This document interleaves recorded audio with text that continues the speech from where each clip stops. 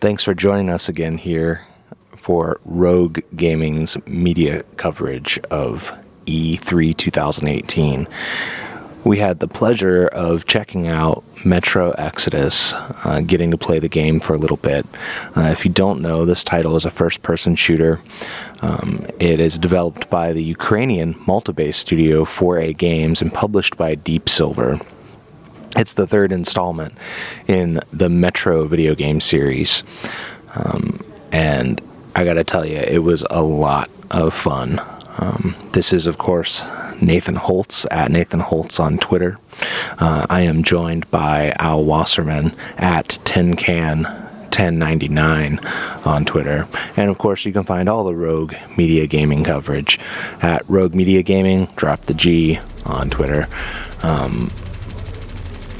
So I'm going to hand this off to Al because he has the most Metro experience of any of us to talk about our gameplay. The one thing I will say before handing it off is I found, personally, throwing knives to be a man's best friend. Here you go, Al. Thanks. So Metro Exodus is the third installment of the Metro video game series based on Dmitry Glukovsky's novels. It is a little different than previous Metro games, which were very linear in nature, that were very corridor-based with that stealth element. This happens to be a lot more sandbox, open-world oriented. When you get off the kind of traveling base, which is kind of a new thing, it's a train that rolls through the Moscow province in Russia. You can kind of go anywhere you want. They do put waypoints out there for your particular mission, but those you can get to those as you get to those. So you can wander around, loot areas, search areas, and things that are more akin to those open world games like Skyrim or Elder Scrolls. The basis of the game is that the Spartan Rangers have fled the confines of the Metro and have moved to the open world of Moscow, or to get to Moscow, based on the nuclear winter has kind of ceased to exist. So you can be above ground. There are certain areas that are still kind of ripe with toxicity and fallout, nuclear fallout, but it is a really great game. One of the things that was reminded me in this game is that it is extremely difficult. You're not really a bullet sponge. It doesn't take much to kill you. There is a kind of need to play in that stealth mode. If you get into an open firefight with 2 or 3 enemies, you are likely not going to survive unless you are spamming health the entire time. The one neat thing that they did include in this was a crafting mechanic. You don't have to wait to get to workbenches and bases to craft anymore.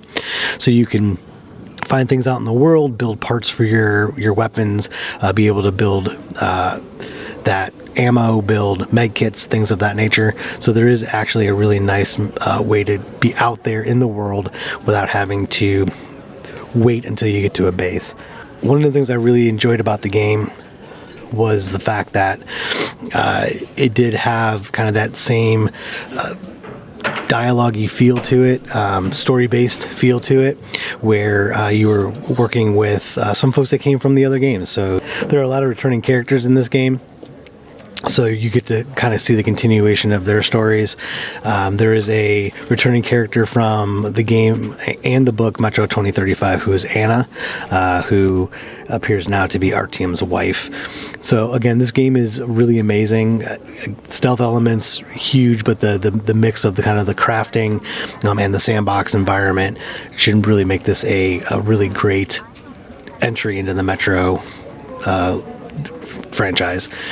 The game also, I want to mention that the game does also include a day-night cycle and dynamic weather, which really changes the way that the game can be played. You can wait till nighttime to sneak around as opposed to trying to do it in broad daylight. And the seasons also change. So you're going to get snow, you're going to get rain, and probably some hot summer days as you travel through the Russian provinces. Again, this game releases February 22nd of 2019, so we're a little way out, but it is on all major platforms, Windows, PS4, and Xbox One. It is set to debut on the Xbox One X stage, or did debut on the Xbox One X stage. So they definitely have harnessed that power of that really powerful console. This is Alan Wasserman reporting for Rogue Gaming. You can find me at TinCan1099 on Twitter. And thank you.